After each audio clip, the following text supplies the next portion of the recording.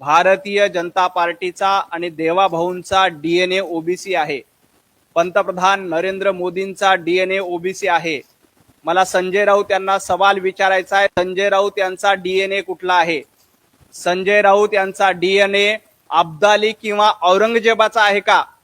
तुम्ही ओबीसी पहिली गोष्ट म्हणजे DNA हा जो प्रकार असतो तो मूळ पुरुषावर असतो, म्हणजे त्या भागातल्या किंवा त्या समुदायातल्या किंवा त्या वंशावळीतला मूळ पुरुष, त्या गोष्टीवर तो DNA अवलंबून असतो. ही पहिली संकल्पना लक्षात घेतली पाहिजे नवनाथ बने यांनी. आता औरंगजेबाचा जन्म महाराष्ट्रातला नाहीये, औरंगजेबाचा मृत्यू महाराष्ट्रातला आहे आणि तो अब्दालीचा महाराष्ट्राचा काही संबंधही नाही, पण तरी देखील त्यांनी इथं ते जोडण्याचा प्रयत्न केला. तर पहिली गोष्ट म्हणजे औरंगजेबाचा जन्म हा गुजरातचा आहे. आता मग गुजरातचा जन्म जर औरंगजेबचा असेल तर मग औरंगजेबाशी मॅच करणारा DNA कुणाचा असेल हे स्वतः तुम्ही कमेंट करून सांगा, मी बोलणार नाही.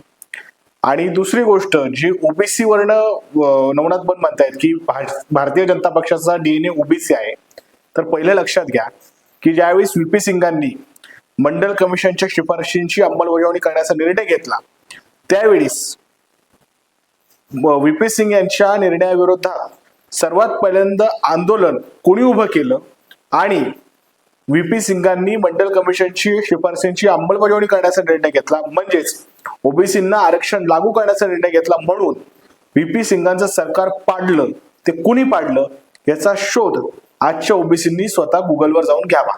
मी काय जास्त बोलणार नाही आणि त्याच्यानंतर काय सत्य आहे हे कमेंटमध्ये जरूर सांगा. जय महाराष्ट्र.